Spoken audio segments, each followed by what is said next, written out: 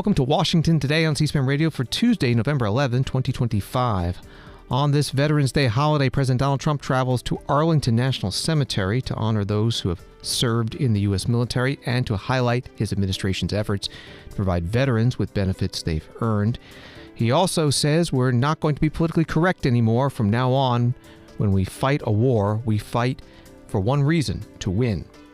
Federal government shutdown now at day 42 could end on Wednesday when the House plans to vote on a bill the Senate passed Monday night to reopen the government. But in the meantime, the shutdown fallout continues. We'll hear from Transportation Secretary Sean Duffy about cancellations and delays at the airports. The two Republican senators from Kentucky vote on opposite sides about whether to allow sales of hemp-derived THC intoxicating products. The National Civics Bee crowns a 14-year-old winner from Ohio. And the United Nations Security Council holds a meeting on the deteriorating situation in South Sudan. The Trump administration blames that country's transitional government for mismanaging international aid. And we begin at Arlington National Cemetery.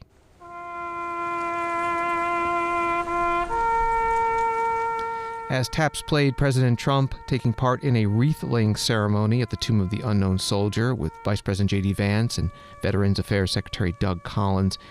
Veterans Day, according to the Department of Veterans Affairs, honors and thanks everyone who served honorably in the military in wartime or peacetime. Veterans Day began as Armistice Day, marking the end of World War I. Today, President Trump issuing a proclamation commemorating the 107th anniversary of the end of that war. President calling it Victory Day for World War I and paying tribute to American service members who fought. After the wreath-laying ceremony, there was a speaking program at the nearby amphitheater. This morning on these hallowed grounds where generations of American heroes rest in eternal glory, we gather to fulfill the sacred duty of every free man and woman.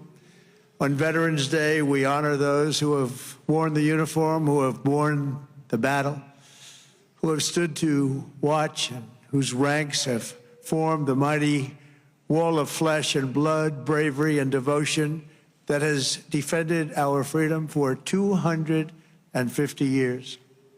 Today, to every veteran, we love our veterans, we say the words too often left unsaid: thank you for your service. Thank you very much.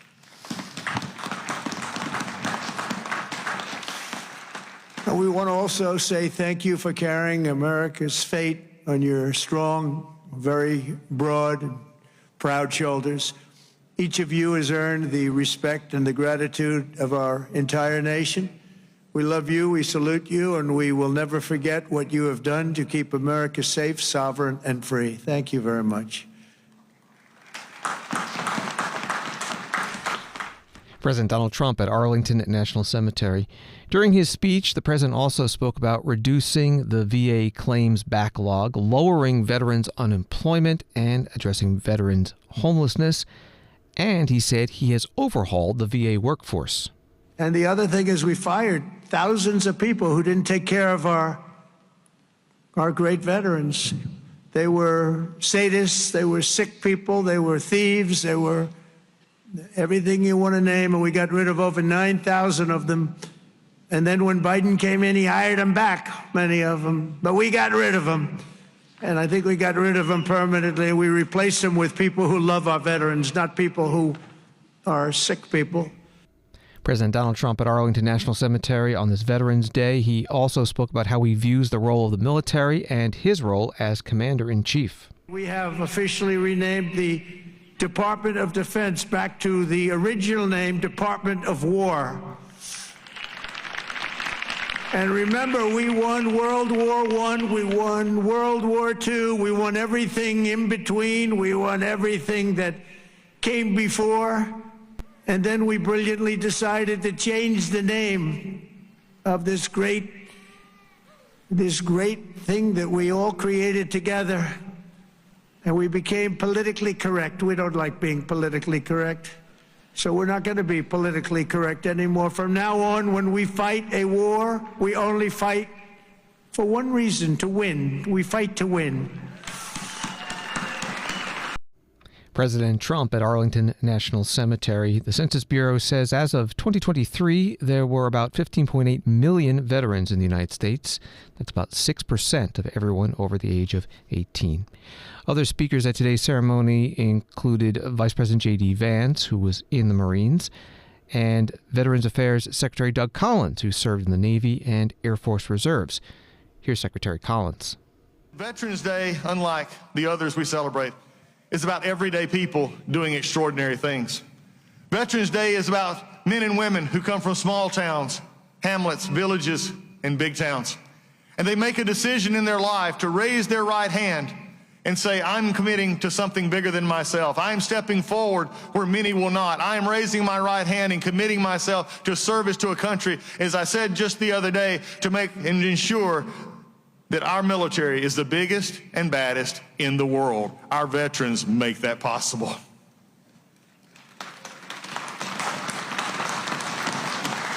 It comes from people all over, as I served with in Iraq. What I love about Veterans Day is it tells the story of a young girl. She was in her early 20s. I met her on the fields in a wind just like this in the desert of Iraq. She had showed up late, and I was on the night chaplain run, and I'd always saw everybody else, but I didn't recognize her. And I walked up to the gate, and I said, where have you been? And I said, I haven't seen you here. She said, sir, I'm a little bit late deploying with my troops. I said, well, what was the reason? And I said, you could, I figured, why are you coming in 3 or 4 weeks later? She said, well, sir, just about 2 months ago, I had my daughter. And I looked at her and I said, and you came anyway. I said, you could probably got a deferment of that. She said, no, sir. She said, I'd go where my troops go. I go where they go. And for the rest of the time I was there, we shared pictures of one growing up, a little one taking first crawls and moves and sharing it in the night sky over Iraq. That is a veteran who serves because they want to serve others.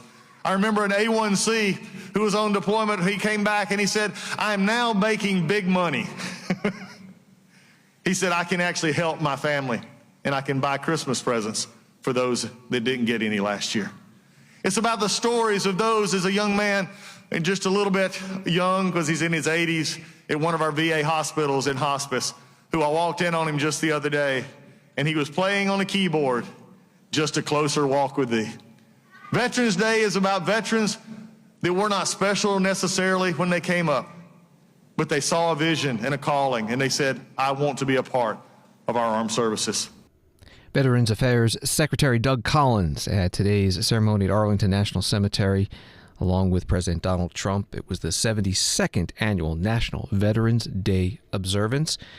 The cemetery says it honors the men and women who have served and continue to serve in the U.S. Armed Forces during war and peacetime. This is Washington Today. There were Veterans Day observances as well around the country. In Chicago's Little Village, a ceremony to honor U.S. veteran Miguel Perez Jr., who was born in Mexico. ABC 7 Chicago reporting that Perez served in the U.S. Army Special Forces and was deployed to Afghanistan twice in the wake of the 9/11 attacks. He returned with severe post-traumatic stress disorder, which he said led to a drug addiction. Perez was deported to Mexico, but returned to Chicago after Governor J.B. Pritzker pardoned him, allowing him to appeal his case and return home to his parents and 2 children. Last month he died, just 6 years after winning his battle for citizenship. His family said he died while visiting family in Mexico. Reporting from ABC 7 Chicago, Governor Pritzker was at today's ceremony in Chicago, along with Senator Tammy Duckworth, Democrat from Illinois, an Iraq War veteran. I am so grateful for the chance to be here with you today to honor the life and legacy of Miguel Perez, because I can attest he personified the best of this nation. Born in Mexico, he legally immigrated with his family to the great state of Illinois. He loved this country so much he was willing to sacrifice the unimaginable for it, that he was willing to wear her flag on his shoulder and go to war for the United States of America, that he served those 2 tours in Afghanistan during Operation Enduring Freedom. And yet, when it was America's turn to repay him for all he did for this nation, he was betrayed, deported by the same country that he risked his life to defend. This never, ever should have happened to Miguel. Like many veterans who served in OEF, Miguel suffered a traumatic brain injury from intense combat. Yet, just as the system failed to complete his citizenship upon enlisting in the U.S. Armed Forces, as an application that he thought had been completed, Miguel's government let him fall through the cracks and failed to effectively ensure that his TBI was treated. Instead, like so many post-9/11 veterans, Miguel struggled when he returned home with depression, anxiety, and substance abuse. And he was vulnerable to being taken advantage of by the wrong people. But most importantly, and most impressively, Miguel responded to extreme hardship with courage and determination. He took responsibility for his mistake. He paid his dues to society, and he dedicated himself to serving his fellow immigrant veterans who have been left behind by the country that they were willing to defend with their lives. Look, if you sign up to fight for this country, you should be able to count on your country fighting for you too. But unfortunately, his deportation by the Trump administration is a tragic example of what can happen when national immigration policies are rooted more in hate than in logic. Senator Tammy Duckworth, Democrat from Illinois, at a Veterans Day ceremony in Chicago's Little Village. CNN reporting that Department of Homeland Security agents were shot at during an immigration enforcement operation in Chicago's Little Village Saturday, the agency said, as federal agents were also accused of using pepper spray and flashbang grenades against protesters across the Chicago area. You're listening to Washington Today. Turning to the federal government shutdown, CBS News writing the funding bill that would end the longest government shutdown in U.S. history is headed to the House for a final vote as soon as Wednesday, after the Senate approved it in a 60-40 vote on Monday, bringing Congress one step closer to ending the impasse. Speaker Mike Johnson told members on Monday to start returning as soon as possible in anticipation of travel delays that have snarled airports across the country. Neither chamber is in session Tuesday due to the Veterans Day holiday. The final legislation extends funding for most agencies until January 30th, while including 3 full-year funding bills for some parts of the government. House Republicans are confident the package will clear the lower chamber. President Trump is expected to sign it, at which point the shutdown would end. That was from CBS News. What is not in the bill is what House and Senate Democrats have been asking for weeks, an extension of Affordable Care Act, or Obamacare, enhanced health insurance premium tax credits. 2 members of Congress were interviewed by CNN today about the tax credits and the government shutdown, one Republican, one Democrat. First, Mark Alford, Republican from Missouri. I'm about 30 steps from the House floor. We've been working hard in our district. It's going to be good to get back on that floor tomorrow and vote for this continuing resolution, the same one basically that we voted on September 19th to fully fund the government. And now 3 appropriation bills that we have previously passed are going to be attached to that. Look, we have to provide, I think, some relief for health care that the Democrats broke it. It has really devastated our healthcare system. Premiums have gone up. These subsidies that are going directly to the insurance companies are not right. I agree with President Trump. Maybe we should look at giving this money back to the American people and let them decide what to do with that money. But this has got to go through regular order. And I think when Jake was talking with Speaker Johnson, that's what Speaker Johnson was saying. We can have these conversations. Number one, it was not time to have this conversation while the Democrats were holding the American people hostage. Now that that is just about over, we can start having these discussions through regular order, through the appropriate committees, and then to get it to the House floor. This has got to be a bipartisan deal, though. The healthcare system broke under Obamacare. And as President Trump said, well, I'm not going to repeat his exact words for it, but it's not ideal. And we're going to have to work together to get this fixed because the solutions are going to be tough. I don't think we're ever going to go back to the way things were, but definitely something has to be done. I think Speaker Johnson is committed to that, and I think most Republicans are as well. Congressman Mark Alford, Republican from Missouri, on CNN. Also interviewed today on CNN, the House Minority Leader Hakeem Jeffries, Democrat from New York, who said he will oppose the bill that passed the Senate. House Democrats will strongly oppose any legislation that does not decisively address the Republican health care crisis. We want to reopen the government. We'll continue to stand by our hardworking federal employees and civil servants, but we have a responsibility to make sure that we extend the Affordable Care Act tax credits so that tens of millions of Americans don't experience dramatically increased health care costs that's going to prevent them from being able to see a doctor when they need one. House Minority Leader Hakeem Jeffries, Democrat from New York, on CNN. The House Rules Committee will meet tonight to discuss a rule that will govern floor debate on Wednesday, and we'll have coverage of everything on the C-SPAN networks. Also on Wednesday, Congresswoman-elect Adelita Grijalva, Democrat from Arizona, will be sworn in, according to Speaker Mike Johnson, Republican from Louisiana. She won a special election on September 23rd, and she posted a short video today. Hi, friends. I told you if I had an update, I would let you know. So it looks like I'm going to get sworn in this week. After 7 weeks of waiting, I almost can't believe it's true. I am really upset that one of the first votes that I will take is on a bill that does nothing for affordable health care for the American people. And I also have to say that we have to do something to make sure that one person can't silence the voices of 813,000 people. This can never happen again to another member-elect that is waiting in the wings because someone doesn't want to do their job or because they're playing politics. I'll keep you posted on any details. Congresswoman-elect Adelita Grijalva, Democrat from Arizona, posting that video today. After she is sworn in on Wednesday, the House will have 219 Republicans and 214 Democrats. 217 is a majority, so Republicans can afford to lose only 2 of their own members if all the Democrats vote on the other side. Also, Congresswoman Grijalva will become the 218th signature on a discharge petition that will force a vote on releasing the files of the late convicted sex offender Jeffrey Epstein. USA Today writing, American travelers saw a flicker of hope with the promised reopening of the federal government, but ongoing mandated flight cancellations and some nasty weather in parts of the country could continue causing travel misery in the coming days. As of Tuesday afternoon, over 1,200 flights within, into, or out of the United States had been canceled for the day, according to the data tracker FlightAware. There were over 2,000 delays as of 2 p.m. Eastern.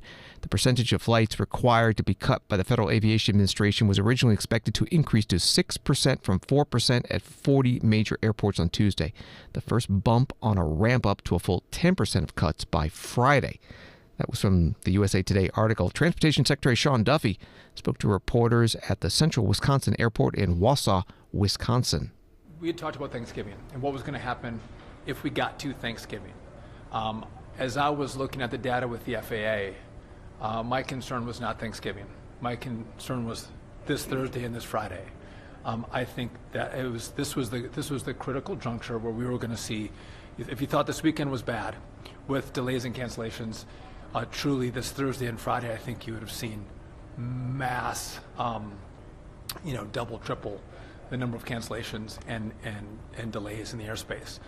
So I'm grateful that the Senate and hopefully the House come to their senses and fund the government. Are you urging House Republicans to pass this bill? I am. I think it's a good deal, and I think House Republicans should pass it. By the way, I think House Democrats should pass it as well. Transportation Secretary Sean Duffy at the Central Wisconsin Airport in Wausau, Wisconsin. More from him about delays and cancellations, and also President Trump's post about air traffic controllers. Chaos is a bad word, but you saw issues pop up in different regions. We wanted to manage that, so airlines could plan for a reduction. They could have crews and planes in the right places, and so I think it's been effective. But we are watching this on a daily basis. Where is the data? Because we're trying to manage risk in the system to make sure people fly and fly safely. And so we're at the cusp of hopefully having the government reopened. I'm concerned that we're not going to have on day one controllers come back into the towers right away. I'm asking them to do that. President Trump has asked them to do that. It is their jobs and they will be paid, but it might not be immediate that they come back in. And so we're going to watch, analyze, encourage them to come back, but again, we're going to start to alleviate the restrictions that we're at 6% now. We'll alleviate that only when the data says we should. Go ahead. I was going to say, Secretary, for air traffic controllers who have called in sick for whatever the reason during the shutdown, should they be punished? Well, I think what we have to realize is we have some controllers who are put in a very difficult position. They're young. They don't make a lot of money when they first start out. They can make some good money later in their careers, but when they start out, they're not making a lot. They may be the sole source of income. And they were confronted with a real problem. Do I not feed my family? Or do I try to find another pathway to put food on the table? And that was very real. And I'm cognizant of that. I don't want to be unfair to people. And that was what they were confronted with. On the flip side, the president yesterday said we are going to reward the controllers that actually came to work, that had no missed scheduled days of work, a $10,000 bonus. He put it out. I couldn't agree with him more. We should reward them. Now, how many I'm going to have that actually showed up every single scheduled day, I'm not sure. We have to analyze that. But I also want to look and say, do we have a continual bad actors? Were some controllers from the very beginning, when they hadn't missed a paycheck, had they started to take time off because the shutdown was an excuse for them? We'll look at those people and we'll work with the union and see what an appropriate response from the FAA will be and DOT. Should they be docked, as the president said? Well, so the way this bill, I believe, is going to work is they won't be docked, they'll be paid. Transportation Secretary Sean Duffy speaking to reporters at Central Wisconsin Airport in Wausau, Wisconsin. President Trump posted on Truth Social Monday, all air traffic controllers must get back to work now. The word now is in capital letters, and there are 3 exclamation points. Also, part of his long post, he said anyone who doesn't will be substantially docked. He called those who did not take any time off during the government shutdown great patriots, who he would recommend for $10,000 bonuses. Sarah Nelson, president of the Association of Flight Attendants Union, responding today on CNN.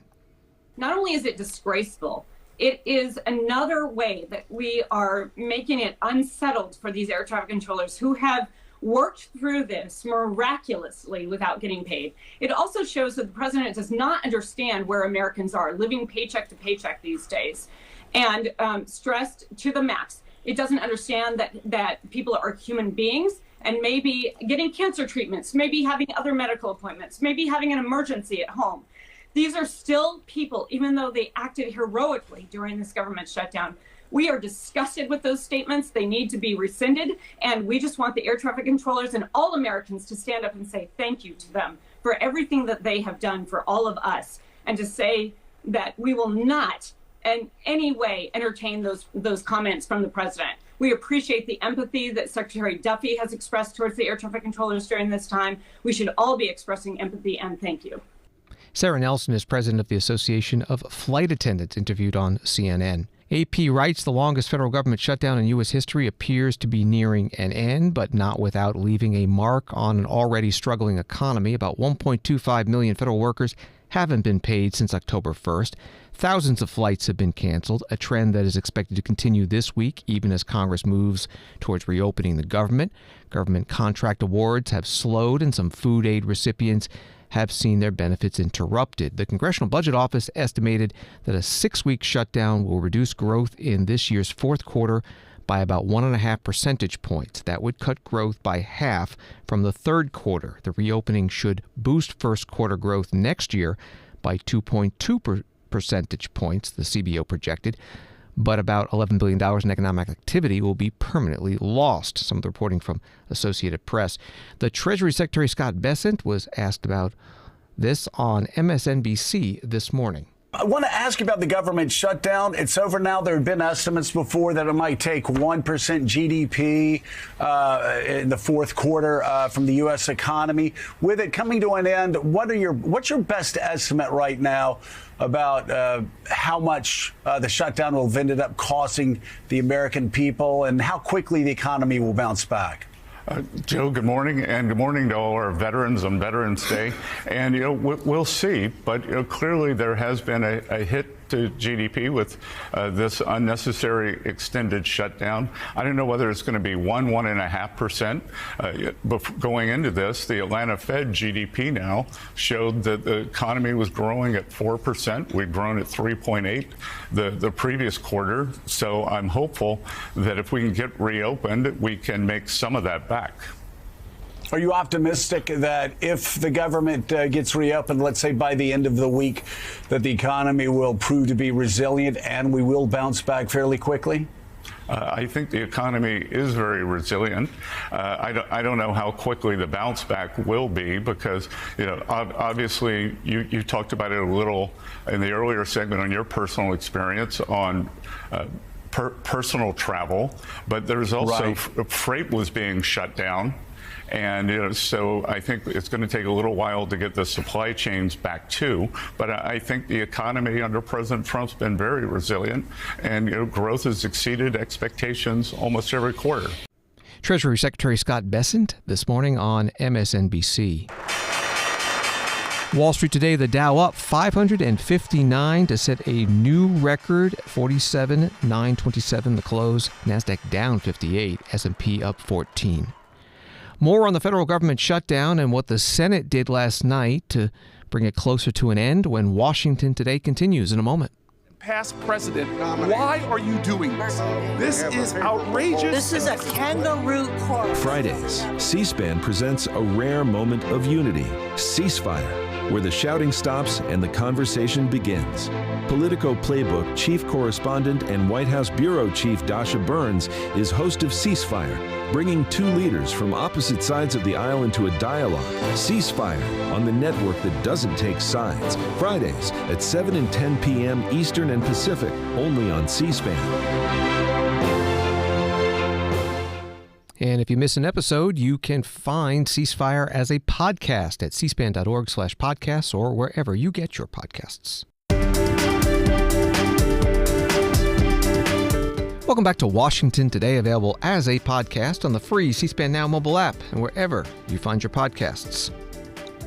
It was late Monday night when the Senate voted 60-40 to pass a bill that would reopen the federal government after being closed now 42 days. 8 Democrats voting yes, with all but 1 Republican. After the vote, Senator Susan Collins, Republican of Maine, Appropriations Committee Chair, spoke on the Senate floor. We are going to reopen government. We're going to ensure that federal employees, whether they were furloughed or laid off or forced to work without pay, will now receive compensation that they've earned and deserve. And we will also be able to celebrate on Veterans Day tomorrow the fact that we have passed the appropriations bill for the VA. And this would not have come about without the work of so many people, too numerous to mention. But I do want to thank my fellow appropriators, particularly the chairs of the 3 committees, Senator Bozeman, Senator Hoeven, and Senator Mullen, for their hard work. I want to thank our House counterparts, particularly Chairman Cole, who worked night and day with us on getting conference agreements, and our Democratic colleagues who courageously realized that we could not let this shutdown continue to go on with the harmful consequences growing worse with each passing day. So I also want to particularly thank my staff. They literally went without sleep and worked continuously to do all that needed to be done. I want to thank Leader Thune and Leader Barrasso for their hard work and the work of their staff as well.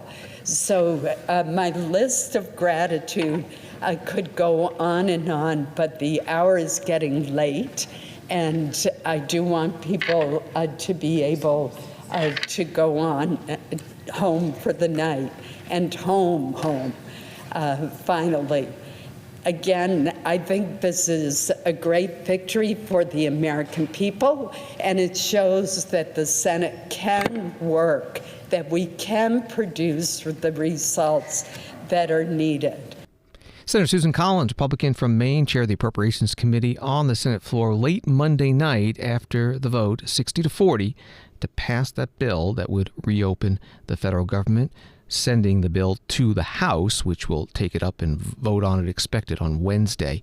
The Senate actually took a series of votes Monday night related to this legislation, and one of those votes was to give the opportunity for the majority of Senate Democrats to bring up something they have been asking to be put into legislation to reopen the government, and it ultimately did not make it in, and that's an extension of Affordable Care Act health insurance premium enhanced tax credits. The motion was made by Senator Tammy Baldwin, Democrat from Wisconsin. Shortly, I will move to table Amendment 3947 for the purposes of offering my amendment to extend the Affordable Care Act tax credits for 1 year. I am doing this because my Republican colleagues are refusing to act to stop health care premiums from doubling for over 20 million Americans. I just can't stand by without a fight. Americans have said loudly and clearly that they are in a health care crisis. That's not up for a negotiation, but it didn't have to be this way. We're at this moment because Donald Trump and congressional Republicans have simply refused to address the biggest increase in American premiums they'll likely ever experience. For months, congressional Republicans and Donald Trump have refused to even talk to us about addressing it.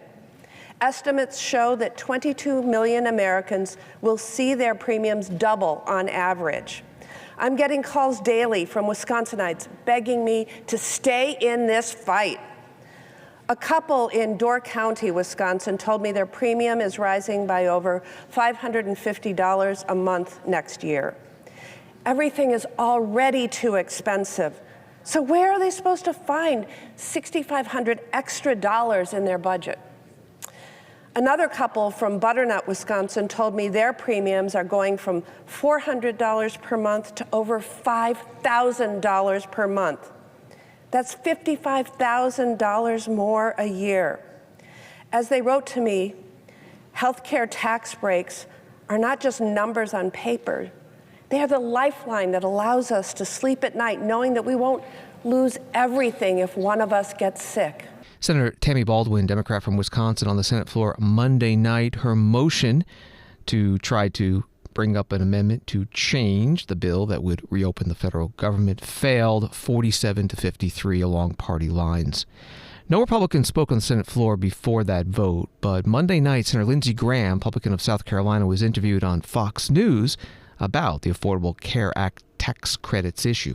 They want $350 billion over 10 years to keep it afloat. It is growing faster than private sector health care. Insurance companies get paid for everybody they sign up. They've had hundreds of thousands of people that have never made a claim. So insurance companies get more money when they sign people up. They could care less about quality. It was said to save us money as consumers. It's over doubled in terms of premiums. And insurance companies, the largest 7 in the country, have had their stock prices since 2010 go up between 500 and 1,000%. Donald Trump said Saturday, that gravy train is over. I'm going to take this money and give it to the consumer so they can buy better health care and take it away from the insurance company. We're going to win that fight in December. But we stood up and we broke them. They wanted things bad for the American people. We stood up to them and we broke them. And you had 8 senators like Senator Fetterman who put the country ahead of party. And I cannot thank him and the other 7 enough. They did the country a great service. Senator Lindsey Graham, Republican from South Carolina, on Fox News Monday night, while the Senate was in a series of votes related to the legislation to reopen the federal government. With the help of 8 Democrats joining almost all Republicans, it did pass, was sent over to the House. Senator Jeff Merkley, Democrat from Oregon, also tried during that debate to bring up his amendment that would limit President Trump's authority to cancel government funding that had already been approved by Congress by banning pocket rescissions. Those are rescissions requested by the administration made close to the adjournment of Congress so that they would take effect with that adjournment if congressional leaders do not want to schedule a vote to try to overturn them. The vote on the Merkley effort was 47-53. Again, it was party line. The Louisville Public Media site writes, the U.S. Senate passed a continuing resolution Monday evening to end the federal government shutdown, but not before a clash of Kentucky's two Republican senators over a provision that critics say will eradicate the hemp industry. The continuing resolution included a late provision from Senator Mitch McConnell that drew the ire of Senator Rand Paul, his Kentucky GOP colleague, as well as hemp farmers and businesses back home. Paul and the Kentucky Hemp Association say McConnell's language banning the sale of hemp-derived products that include more than 0.4 milligrams of THC per container will destroy the entire hemp and CBD industry in a blow to farmers, businesses, and consumers. Reporting from Louisville Public Media, and both those Kentucky senators spoke Monday night before the vote. First, Senator Paul. For many farmers, hemp has proved to be a lifeline, a new cash crop.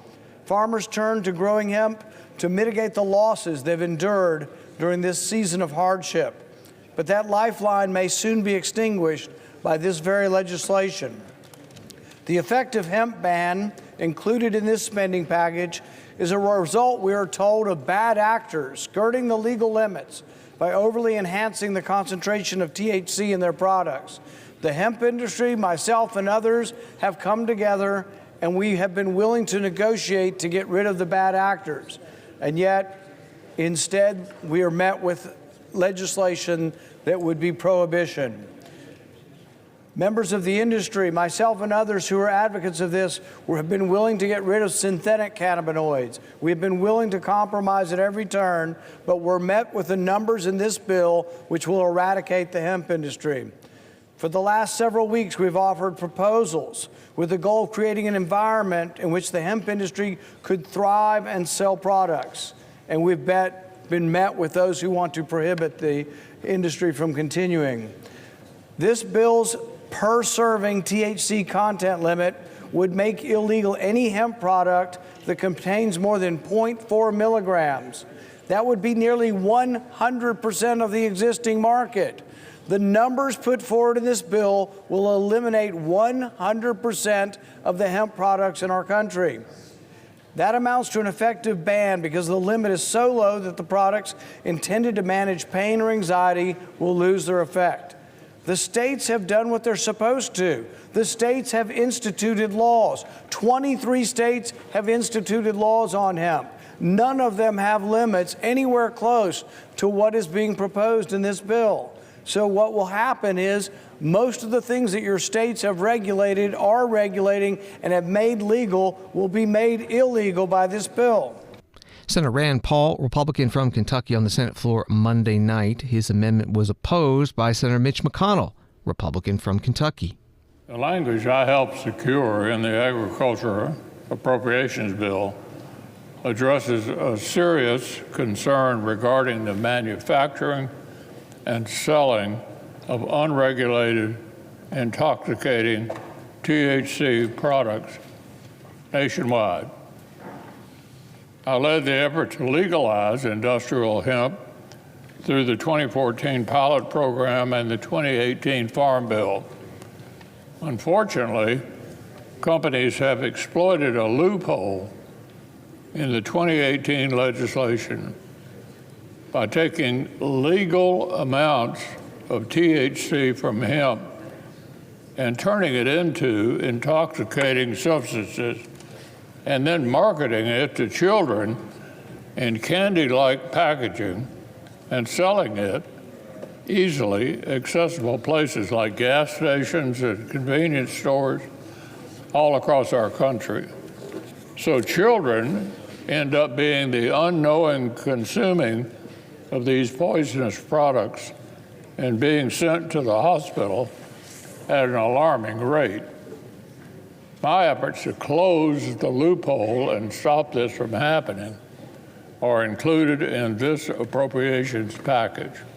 It will keep these dangerous products out of the hands of children while preserving the hemp industry for farmers. Industrial hemp and CBD will remain legal for industrial applications such as seed, stock, fiber, grain oil, or used in drug trials. This language merely classifies the original intent of the 2018 Farm Bill, rooting out the bad actors and protecting the growing hemp industry. Senator Mitch McConnell, Republican from Kentucky, on the Senate floor Monday night. The Senate voted to table or kill Senator Rand Paul's amendment to get rid of the provision that Senator McConnell put in. The vote was 76 to 24. Those voting yes: Senator Paul, one other Republican, Ted Cruz of Texas, and 22 Democrats. The 2025 National Civics Bee, hosted by the U.S. Chamber of Commerce Foundation, crowned a winner today, 14-year-old Arit Kuhl from Ohio, who competed against finalists from 38 other states, answering multiple choice questions on civics. Here is one of them, as read by the moderator, actor and TV host Mario Lopez. Next question. Which president issued a presidential proclamation granting a full and unconditional pardon to his predecessor for any crimes he may have committed while in office? A. Richard Nixon. B. Ronald Reagan. C. Jimmy Carter. D. Gerald Ford.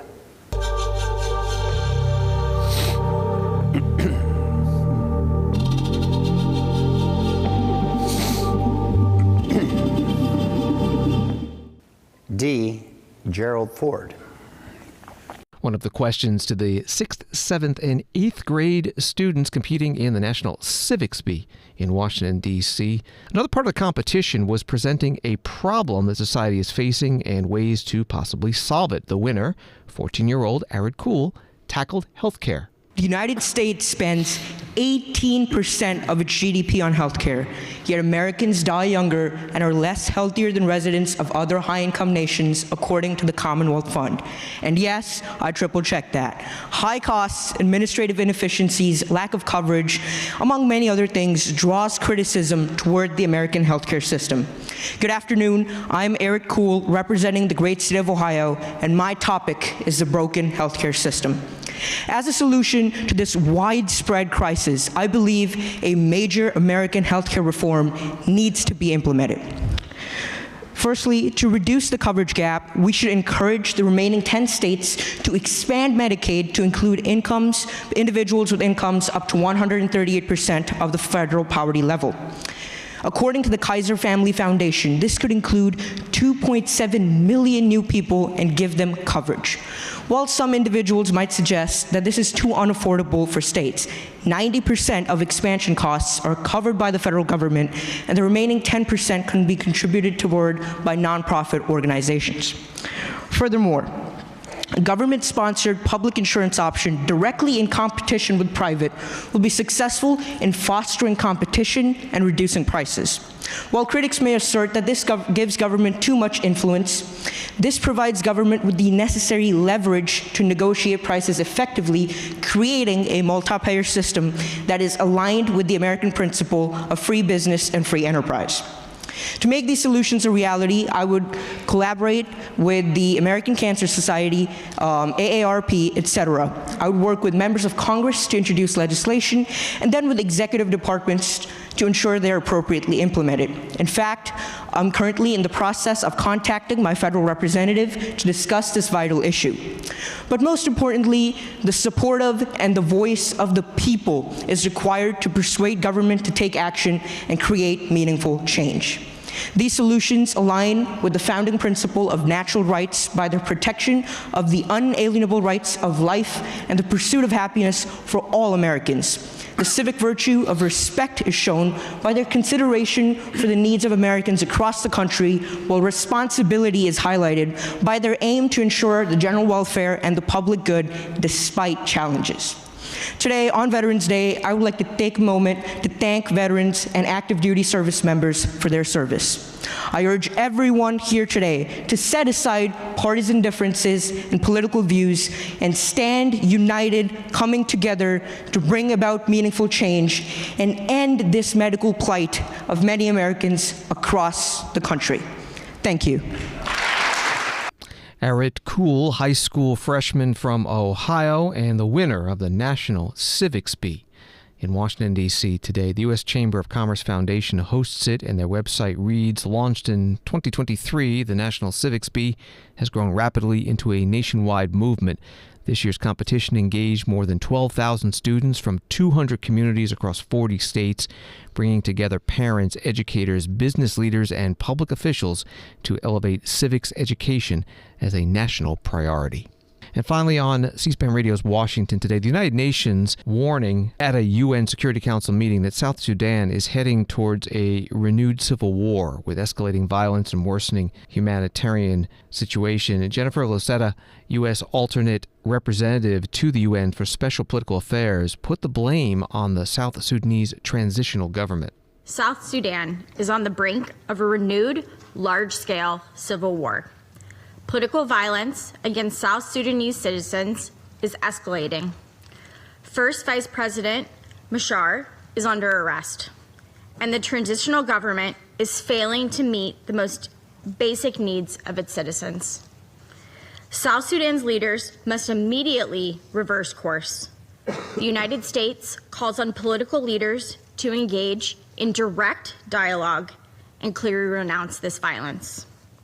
The international community has provided extraordinary political and economic assistance since South Sudan's independence.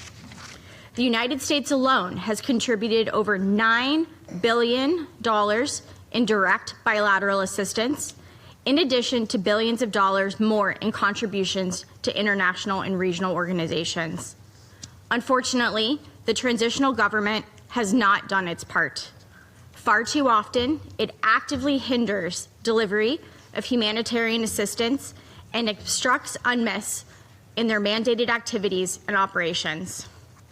Rather than using public revenue to improve the lives of its citizens, South Sudan's leaders have instead prioritized personal enrichment. Humanitarian needs today are at an all-time high, despite $25 billion in oil revenue since its independence in 2011. Some international organizations have continued with a business-as-usual approach, calling for more donations without calling out the transitional government for its role in South Sudan's largely man-made crisis. It is particularly regrettable when UN agency representatives will not hold the host government accountable for these perpetual practices.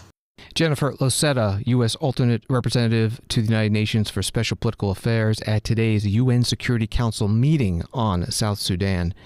There was an ABC News article from last week that read, the United States is terminating South Sudan's designation for temporary protected status, which for years allowed people from the East African country to remain in the U.S. legally and escape armed conflict back home. The statement said, after conferring with interagency partners, Secretary of Homeland Security Kristi Noem determined that conditions in South Sudan no longer meet the TPS statutory requirements.